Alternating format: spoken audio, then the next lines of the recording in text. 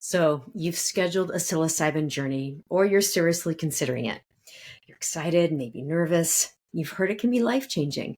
But here's the thing that almost nobody talks about: what you do in the weeks before your journey is just as important as what happens during it. Hi, I'm Karen Caldy, a licensed psilocybin facilitator here in Oregon, and my work focuses specifically on psilocybin for midlife growth, healing, and love. This video is for educational purposes only and isn't medical advice. Always follow local laws and consult qualified professionals. So today I'm going to talk about 6 things that you can do as someone in midlife to prepare for a psilocybin journey. Now, if you experimented with psychedelics in your 20s, your nervous system was probably very different than it is now, and you had a very different life story. Back then, you were still collecting experiences, and now you're making sense of them. Today, you're carrying decades of relationships, responsibilities, and even stress hormones. Over the years, your brain has built these strong autopilot habits, so these well-worn thought loops about who you are and how life works. And psilocybin can jolt those patterns loose, which means that the experience often feels deeper and sometimes more confronting than it did in your 20s. And put simply, psilocybin in midlife isn't about escapism or novelty, usually. It's usually more about integration. So bringing together the wisdom from everything you've lived so far and deciding what you want to do with that and how it contributed to who you are now and what truly matters next. So I'm going to start with what you feed your body and your brain in the weeks prior to your journey. So psilocybin is an amplifier, and I can't overemphasize the importance of this. So whatever you pour into your mind-body system beforehand is likely to echo loudly when the medicine turns up the volume during your journey. So do you want to deepen forgiveness? Then listen to podcasts or books about forgiveness, whether it's a how-to book or personal stories. Journal about resentments or hurts that you're ready to release.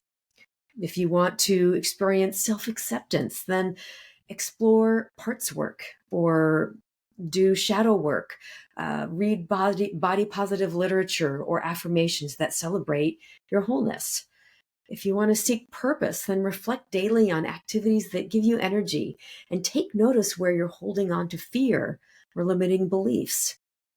So those seeds become the material that the journey rearranges and illuminates. Okay, on to number 2. Mindset matters more than you think. Enter this experience with curiosity and not certainty, and don't try to control it. You can only set the stage, which is what you've been doing in the weeks prior to your journey. So if you decide in advance how the journey must be, you might miss the guidance it actually offers. Psilocybin is less a vending machine and more like a wise elder who shows you what you need and not always what you want. All right, on to number 3. Why therapy or coaching can help. So people working with a skilled therapist or coach often have smoother, more transformative journeys because they've already been excavating their patterns. They're not really surprised by the material that comes up. The medicine can then pull those threads together, highlight blind spots, and accelerate healing. And that also goes back to number 1, which is what you're working on, what you're feeding yourself in the weeks and even months prior to your journey.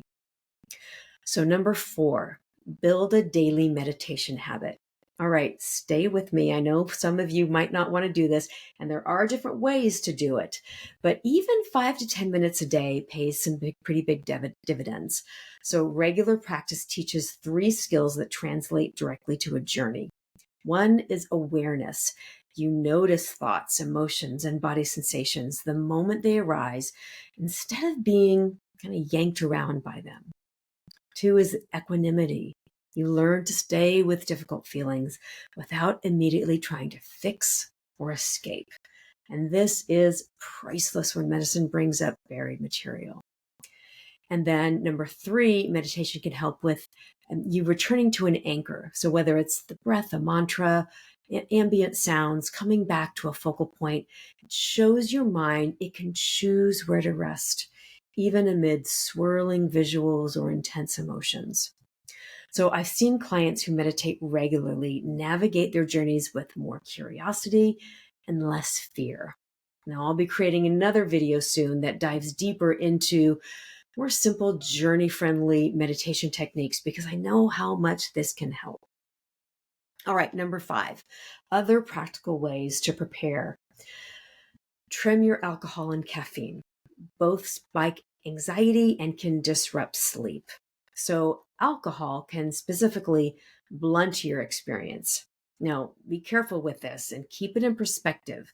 Talk with your facilitator beforehand and perhaps with a doctor if you're a heavy or really even a moderate drinker. Taper gradually, don't quit abruptly, so that you avoid any withdrawal stress, especially in the last 5 to 7 days. An overstressed body does not tend to do well with psilocybin. And again, I'm not a medical doctor, so consult your own doctor. Also, spend time in nature. This grounds your body, widens your perspective, lowers cortisol, which is a stress hormone. Limit your screen time and doom scrolling. Imagery that you consume now might replay later pretty vividly.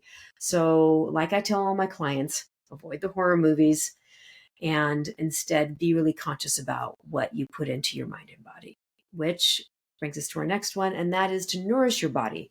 Eat whole foods, hydrate really well, especially in the the few days right before your journey. Engage in gentle movements such as yoga, do perhaps some breath work. All of these can help. And also create some space for yourself. Clear your calendar as much as possible in the weeks beforehand and focus on self-care.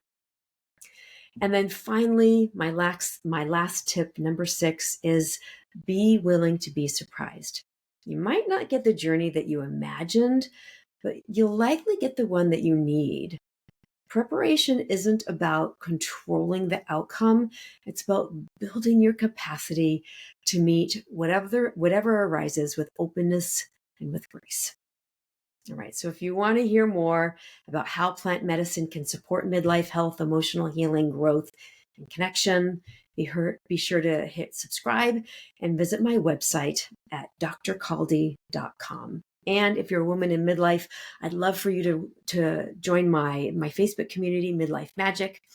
Thanks for watching today, and may you feel deeply connected today and every day.